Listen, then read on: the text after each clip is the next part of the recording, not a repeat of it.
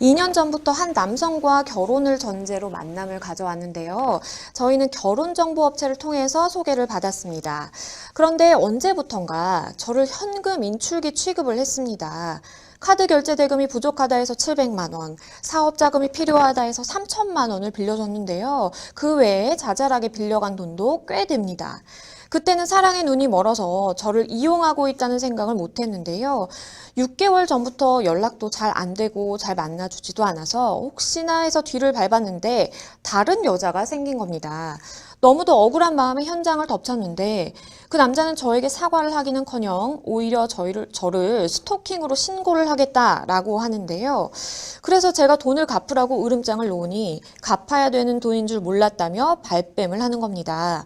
지금 어느 누가 먼저 고소를 할지 굉장히 위태위태한 상황인데요. 정신적으로 너무 힘들어서 우울증으로 병원도 다니고 있습니다. 제 잘못보다 상대방 잘못이 커 보이는데 제가 먼저 고소를 해도 될까요? 상담 부탁드립니다. 라는 사연이 접수가 됐습니다. 이 상담자분 굉장히 좀 정신과도 다니시고 병원도 다니시면서 이렇게 약도 복용을 하고 계시다고 하니까 좀 걱정이 되는데 변호사님은 이 사연 좀 어떻게 보셨나요? 예, 이거 돈도 잃고 사랑도 잃고 너무 화가 많이 날 겁니다.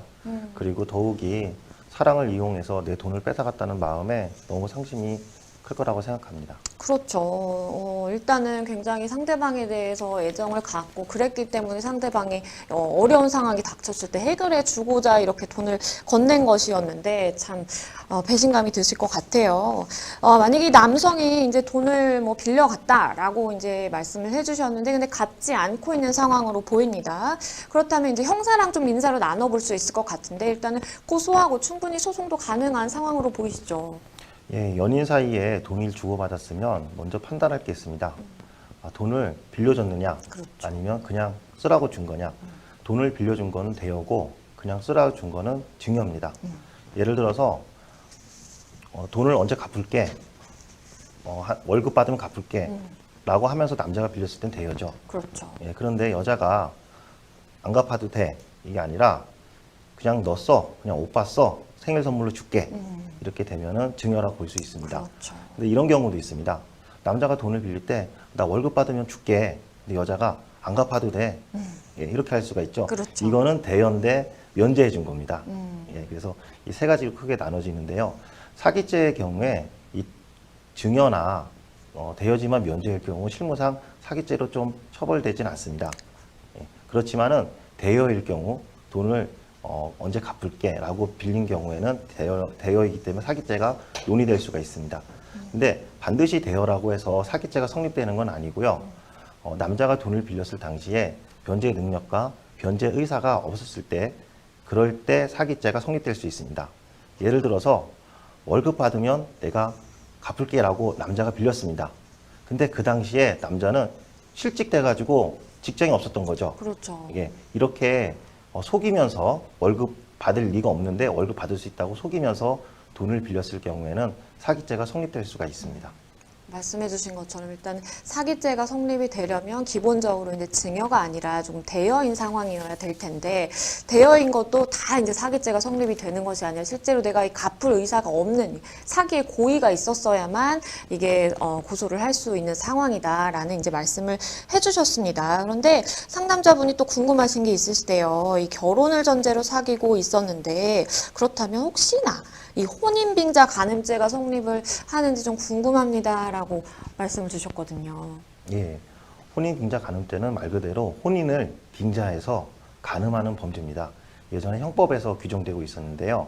2009년 헌법재판소에서 남성의 성적 자기결정권과 사생활의 비밀을 침해한다는 이유로 위헌 결정을 났습니다. 그렇기 때문에 더 이상 혼인빙자 간음죄로 처벌되지는 않습니다.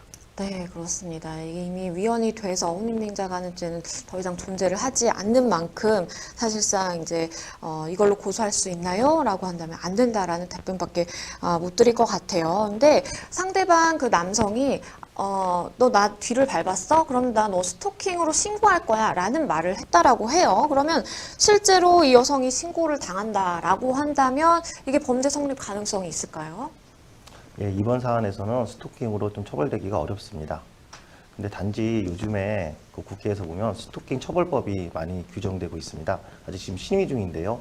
예를 들어서 집 앞에서 기다리거나 그다음에 수차례 카톡이나 문자를 보내면 스토킹 처벌법이 지금 국회에서 심의 중인데 이 경우 최대 징역 3년까지 처벌될 수 있는 규정이 지금 심의 중인 걸로 알고 있습니다. 네. 그리고 이 방송을 보시는 분 중에 돈을 받아야 된다는 채권자들이 많이 계실 겁니다.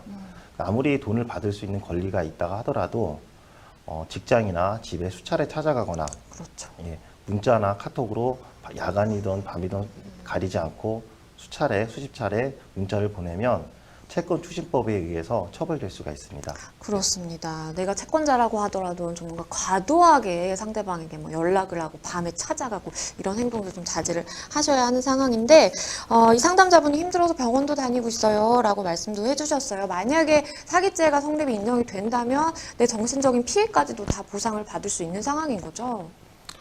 예, 그 단지 그 연인 사이에 돈을 빌려줬다, 못 갚았다라는 이유만으로 정신적 보상에 대한 위자료 청구는 사실상 어렵습니다. 안타깝네요. 그런데 그 결혼을 전제로 사귀었고 그 다음에 결혼 준비도 차근차근 한 상태에서 남자의 잘못으로 결혼 직전에 파혼이 됐다고 하면은 정신적 보상으로 위자료 청구는 가능합니다.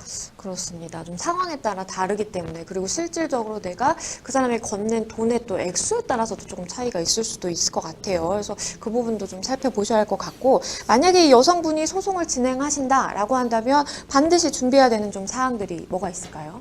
예, 남자가 여자한테 돈을 갚겠다, 돈을 언제까지 주겠다라고 한 경우 대여금이나 약정금으로 소송을 할 수가 있습니다. 네. 이럴 경우에 문자나 카톡, 그다음에 거래 이체 내역서를 준비하시면 됩니다. 간혹 가다가 남자가 차용증이나 각서를 써주는 경우도 있습니다.